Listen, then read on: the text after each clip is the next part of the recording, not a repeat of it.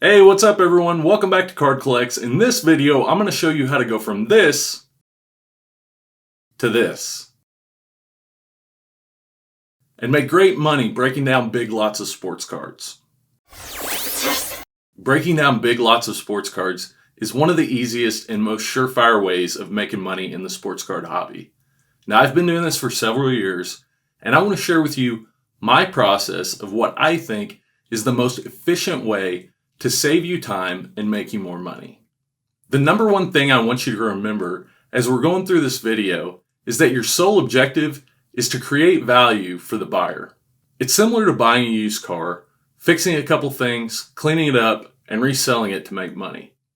You're adding value to that car through putting your work and effort into it. Now, in a similar way, you can take a big lot of sports cards, collate them, or arrange them in numerical order, and then take that, create complete sets or near complete sets or starter sets for people. Maybe you'll make team sets or you'll make player lots out of that big lot of sports cards. In doing this, you add value to that lot, where once it was just a big mess of cards, now it has order, and you've added value to pass on to that next buyer. Now, the first thing you're going to want are BCW modular sorting trays. There's nothing else on the market that compares. Trust me, this is going to save you a lot of time and in turn make you a lot more money. These modular sorting trays are, like the name implies, modular. You can take them, arrange them in any order you like. They lock tightly in place on the sides, on the top, or on the bottom, and have this awesome hinged insert that clips on to the edge of the modular sorting tray. The best thing about these, though, and I don't know why, but nobody else on the market has this, is you can sort top-loaded cards, sleeved cards, or raw cards. This seems like a no-brainer, but this is the only product I've found that can do this. This video is not sponsored by BCW. I just want to pass on my information to you to give you valuable content that you can act on. Now, I arrange my trays in 2 rows of 5 and then 2 boxes on the top, either for damaged cards or for supplies or for stars or error cards that you pick out. You can do whatever feels best to you. This is just what I've found works for me. Now, once you're set up, the first thing you're going to want to do is make sure all your cards are in numerical order. I do this by first sorting my cards by the hundreds. So 0 to 99 goes in one box, 100 to 199 goes in the next, and so forth.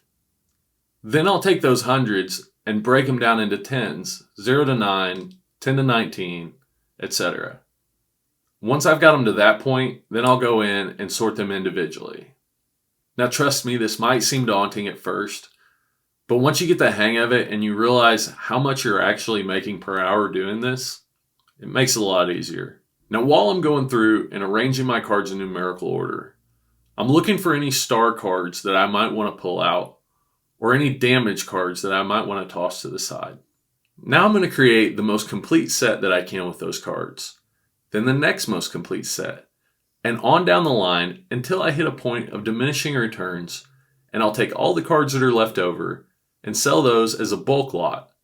Now remember, you've added value to even this bulk lot of cards by collating them in numerical order. They're not going to sell for as much per card as these more complete sets with maybe stars and semi-stars in them, but they'll still add value to the overall sales of this bulk lot.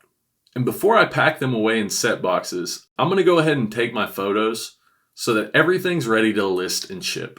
Now, I might pull out some big stars or error cards or cards that are just in really super condition to sell individually, but you're going to want to keep some of the stars and semi-stars and key cards with those complete sets if you can, to help attract attention to your listings and help your lots sell. Now, creating your listings is also a place you can add value. You want to try to provide as much information as you can. I'll even go so far as to try to give what I think is an average grade of the set, but also tell people to look at the photos and judge for themselves what they think the condition is. Now, it's been my experience that especially with vintage cards, set builders are very professional and very understanding. So they're willing to allow you to give as much information as you think you can, while also trusting in their own experience to make the best buying decision. Make sure you're understanding as well. And if I could give any advice to eBayers out there, make sure you package and ship things carefully, with lots of protection, and in a timely manner. There's nothing worse than being excited about a shipment coming in, only to find out that the buyer didn't package it well and it was damaged before it got to you. Ultimately, though, just have fun and enjoy what you're doing, and everything else will fall into place. I really hope you gained value from this video, and if you did, please like and subscribe. If you'd like to support the channel, just use my eBay links down in the description. Anything you purchase within 24 hours of clicking on one of those links will send a small commission back into the channel. Thanks for watching, and please come back and visit me again at Collex.